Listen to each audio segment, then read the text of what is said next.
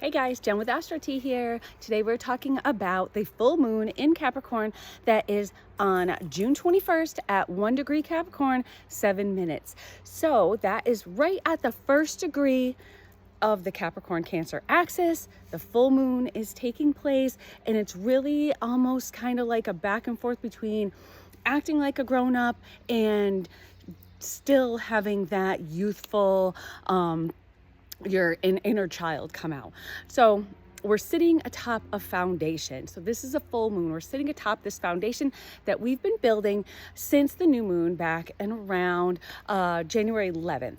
So this is the first of two full moons in Capricorn. So that makes it a little more interesting, a little more exciting. We have two coming up, two very grounding, very powerful full moons that we have that have a lot to do with authority for people in charge, people in government. And, this one is at the first degree. The second one that's on July 21st is going to be at the last degree, or the anaretic degree. So on a personal level, with the foundation that we've been building, we're going, what are we going to get? What have we worked for? Are we going to get everything we've put in for it? We're starting anew with our first, occurring at the first degree, again, of the cardinal signs. And this is at the, it gets us going. It gets that movement going. So if we have put the work in, we can potentially achieve what we want to achieve. We've wrestled really with releasing that hard exterior shell. That Cancer side of the axis is that hard shell that is protecting our insides, that we don't want to be exposed, our needs, our feelings underneath. Have you exposed these? Where has it gotten you if you have? And if you haven't, if you've been keeping this all in, has that also come back to maybe bite you? So is it what's turned up hurting you in the end? Keeping those needs in or expressing your needs? Are you going to go back to wearing that mask, or that mask of happiness, just like those commercials where they have the circle with the smile? Is that going to be what you do? Or are you going to continue on being like, this is me, like it or leave it? Because this is the foundation that you've been building. This is what your reputation, this is what you want people to know of you, and you don't want it to necessarily be something that is inaccurate. So you've been working to have people accept you for who you are, so you want to be true to yourself, of course. So Capricorn can't have a way of blocking their emotions. Capricorns in general, they kind of keep it stifled up. It's all, more work, more structure, more, this is the way it has to be. So they aren't as much as the sharers. That's why they're the polarity to Cancer, who are a little more of the emotional sharing type. They want to appear to be in control, not allowing our feelings to take over, to be that mature one in the room. I have a Capricorn rising, so this is happening in my first house, at my first degree of my first house. So I've always been that responsible one. And even, when you are going out to parties and whatnot, and you always seem to be like, you're that one that has to be, the level-headed one. As far as your reputation, have you represented yourself individually, or are you showing yourself as a dependent? Have you conveyed strength, confidence, maturity, and wisdom, those Capricorny things, those, things that you learn over time and mature with? This is a Saturn, ruled sign. So what we have built can represent our personal potential and what we are capable of doing if we put in the work. This is Saturn. This is kind of like when you do go through a Saturn return, what work have you put in, and what are you going to gain from the work you put in? So it really is all about that. Now, that's on an internal level. On an external level, like on a more global collective scale, those in power are feeling pretty powerful right about now. And I think we can all see that. And it almost is a little unsettling to me anyway, because Capricorn does represent government and those in power. So especially here in the United States, you can really see people using their power almost against each other. And we're seeing that in, I think, the current presidential elections. They're using this power of the Department of Justice and, you know, just things like that to go against each other so they can stay in power. And sometimes, especially with this Pluto return that's going through for the United States, sometimes that's got to be taken down a notch. And sometimes that person in power or that group in power, the powerful ones, have to be taken down, and it has to be brought down back to the people. So it's a little different full moon because they're at their peak right now. And we can see that a lot in the United States, and what happens in the United States is going to trickle around the world, unfortunately. So hopefully this is all going to change and grow us as a nation for the positive. So you might, you know, for instance, you might be watching the news thinking like, wait, is that even legal? What is going on here? Is that really justice? Did we really get justice? Or are we just happy that maybe the person that we don't particularly like is getting what's coming to them, we could say. And that goes on either side.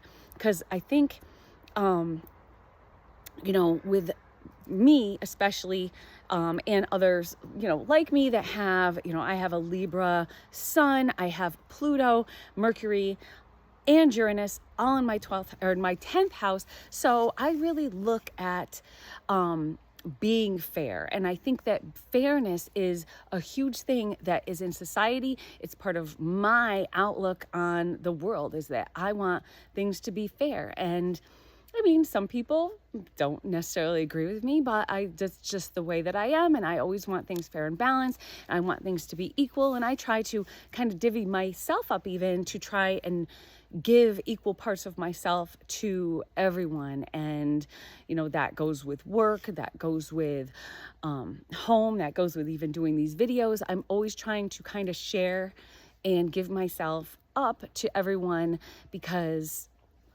I don't know. I think the more positivity that you kind of put out, the more that you put out that you're helping people, the more that you're going to get back. Anyway, but this is how I see these things happening in the world. And a lot of you out there are seeing it in the world because of, you know, these people in power that are really just using the Department of Justice against each other. I think it'll be even more significant actually with the next full moon in Capricorn on July 21st, because this is at the anaretic degree, which is at the last degree. Of course, we're going to do a video on that one too, but that anaretic degree for the next one is smack between the U.S. Pluto placement in the U.S. chart, the Sibley chart, and at which is at 27 degrees Capricorn, and the retrograding transiting Pluto at 0 Aquarius. So I think that one is going to be a little more telling. Maybe we'll get a little bit of sneak peeks here with what we're going to see with this full moon of what's going to happen with the next full moon. I think it's really going to be telling with what's going to be going on at the elections. Are we still going to have the same candidates? You know, because that is a big thing of discussion here in the U.S. Like, are our candidates really who we want running the country? You know, so I think we'll see by the end of July if there's going to be any changes there. And I would not be surprised if there wasn't. This is about taking down those up on the top and kind of almost putting it in their place. Like, you've been up there long enough. You know, our full moon's here. Now it's time to come down with the waning moon. The current one that's coming up on June 21st will have an out of sign T-square with Neptune. So a T-square is, you know, we have the sun, moon, in opposition, and then right down in between, making a T, is Neptune. So there's going to be maybe a lot of confusion with this one, especially leading up to the next one with, what we're hearing in the media, a lot of what is real, what they want us to believe, what they want us to remember about things in the past, and, to kind of just saying, well, this is what happened. But if we actually really focus and clear that Neptune, we can actually see maybe through the fog of these half-truths and what they think we want to hear in order to pass on their agendas. And I'm not talking one side, I'm talking both sides, because this is what they both do. So you want to keep a clear head, and if you find something hard to believe, go back, look at old things you might have posted that was about, or things somebody else might have posted, and that you might be remembering things in a different way and thinking that doesn't seem right. And a lot of times, if you hear things enough, people try and convince you. It's almost kind of like a brainwashing. I feel that they're kind of, brainwashing you to feel like, okay, this is exactly what happened. It's not what you remember. This is what happened. And what's funny,